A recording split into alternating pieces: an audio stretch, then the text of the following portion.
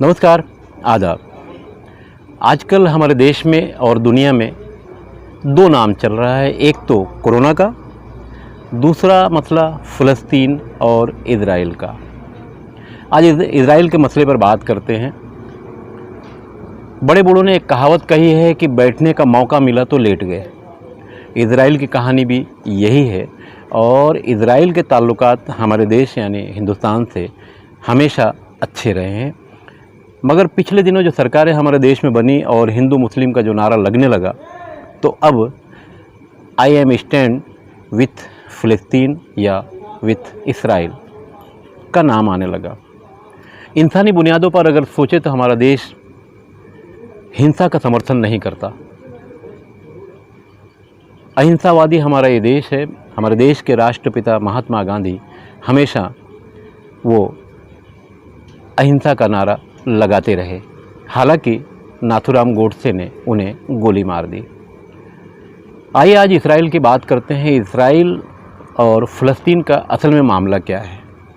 सबसे बड़ी बात यह है कि हमारा देश हिंदुस्तान, जिसे पूरी दुनिया 3 नामों से जानती है, हिंदुस्तान, इंडिया, भारत। यानी भारत 1947 में आज़ाद हुआ तो फ़लस्तीन उस वक्त इसराइल था ही नहीं, तब 1948 में आज़ाद हुआ।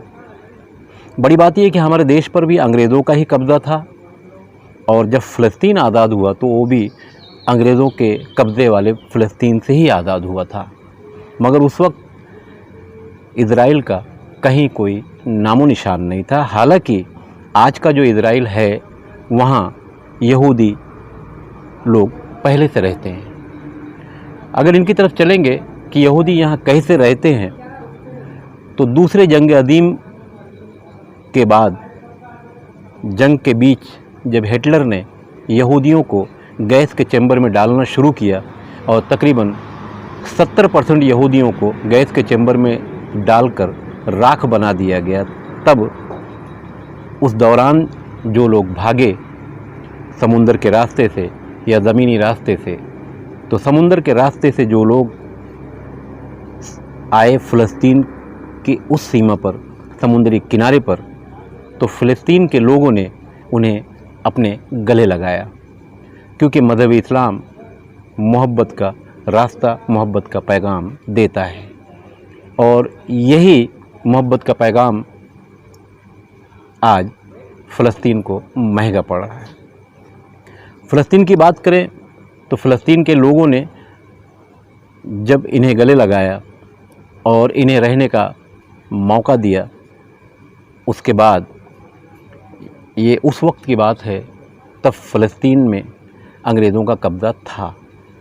मगर जब अंग्रेज़ फ़लस्तीन से जाने लगे तो उन्होंने, जैसा कि हमारे देश में भी हुआ है, इसकी बात बाद में करेंगे, तो उन्होंने फ़लस्तीन के 2 टुकड़े कर दिए। तकरीबन 52% फ़लस्तीन के हिस्से में आया और 48% इज़राइल के हाथ में आया और इज़राइल ने एक नए मुल्क का 57 मुल्कों के बीच एक छोटे से मुल्क का जन्म हुआ।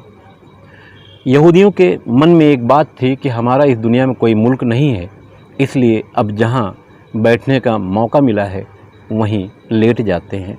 हालांकि इस तरह की घटना के लिए कोई धर्म हिमायत नहीं करता, मगर फ़लस्तीनियों ने उस वक्त मोहब्बत दिखाई और उसका नतीजा आज इज़राइल उन्हें ही दौड़ाकर उनकी ज़मीन से बेदखल करना चाहता है और कर रहा है। बहरहाल फ़लस्तीन इन 72 सालों में अपने वजूद की लड़ाई लड़ता रहा, आज भी अपने वजूद की ही लड़ाई है। अगर मसले मसाइल ज़्यादा बढ़ते हैं तो इज़राइल को भी महंगा पड़ेगा, जैसा कि फ़लस्तीन को भी महंगा पड़ रहा है। इज़राइल की सुप्रीम कोर्ट में एक केस चलाया गया और मस्जिद अक्सा के पास रहने वाले जो 7 परिवार के लोग थे, रमज़ान महीने में फ़ैसला आया कि ये लोग गैर कानूनी तौर पर यहाँ रह रहे हैं। सुप्रीम कोर्ट इज़राइल की उसके आदेश पर जब इज़राइल की फ़ौजें इन 7 घरों को वहाँ से हटाने के लिए गई तो मसला बिगड़ गया और वहाँ मामला बिगड़ गए, फायरिंग हुई और अब वो फायरिंग जंग की सूरत में बदल गई है। हालांकि जंग जैसा माहौल तो है मगर जंग नहीं है। बड़ा मसला ये है कि जो दबे कुचले लोग हैं, अगर वो अपने बचाव के लिए कोशिश करें, मज़ाहमत करें या ज़रूरत पड़े तो हथियार उठा लें, तो वो आतंकवादी हो जाते हैं और जो कब्ज़ा करता है वो आतंकवादी नहीं कहलाता। फ़िलहाल फ़लस्तीन की यही कहानी है और अब यूट्यूब पर या चैनलों पर अलग अलग ख़बरें आती हैं। कोई इजराइल के साथ खड़ा है, कोई फ़लस्तीन के साथ खड़ा है। अब फ़लस्तीन की जो कहानी है, जब 42% फ़लस्तीन इजराइल को दे दिया गया और 52% फ़लस्तीन के रहने वाले जो फ़लस्तीनी थे, जिनका 100% था, उन्हें 52% दे दिया गया। उसके बावजूद जंग चलती रही। 57 में, 67 में, 82 में मामला चलते रहे, जैसा कि अभी भी चल रहे हैं। ऐसे में इजराइल ने ना मानते हुए बार बार मस्जिद अक्सा के आसपास फायरिंग की, अपने फ़ौजियों को आगे बढ़ाया, अपनी पुलिस को आगे बढ़ाया और जब मामला ज़्यादा बिगड़े तो यूनाइटेड नेशन ने दोबारा वहाँ मामलात को हल करने की कोशिश की। 48% वापस फ़लस्तीन को दे दिया गया और 42% इजराइल को दे दिया गया और बकिया जो बचा था 8% वो इंटरनेशनल गवर्नमेंट बनाई गई, जो अक़वाम मुत्तहिदा की देख रेख में 8% वो हिस्सा जिसे आज लोग गाज़ा के नाम से जानते हैं और मस्जिद अक्सा यहीं पर आती है। मज़हब इस्लाम के मानने वाले जो लोग हैं इस बात को मानते हैं और इसका इतिहास भी है कि मज़हब इस्लाम के बानी हुज़ूर साहब, जिन्हें मोहम्मद साहब के नाम से भी जाना जाता है, इन्होंने यहाँ नबियों की इमामत भी की है। इसलिए मुसलमानों के लिए भी मस्जिद अक्सा अहमियत रखती है और यहूदी इस बात को मानते हैं कि यह हमारे मज़हबी रहनुमा इब्राहिम की जगह है, इसलिए हमारे लिए अहमियत रखती है और ईसा अलैहिस्सलाम के मानने वाले भी इसी जगह को अपना मानते हैं। 3 मज़हब के लोग एक ही ठिकाने को अपना मानते हैं तो मसले मसाइल तो बहरहाल होने ही हैं। अब एक कहावत थी कि अगर समुंदर की गहराई में 2 मछलियाँ आपस में टकरा जाएं तो ये समझ लेना कि वहाँ अंग्रेज़ों का हाथ होगा। जिस तरह से 47 के बाद हमारा देश आज़ाद हुआ और यहाँ भी आग लगाई गई, पाकिस्तान बन गया, इसी तरह से जब 48 में फ़लस्तीन आज़ाद हुआ तो वहाँ इजराइल बन गया। अब 8% का जो मामला है इंटरनेशनल गवर्नमेंट का, वो अक़वाम मुत्तहिदा में है। जैसे कि हमारे यहाँ जब भारत आज़ाद हुआ तो हैदराबाद और जम्मू कश्मीर भारत में आने के लिए तैयार नहीं थे।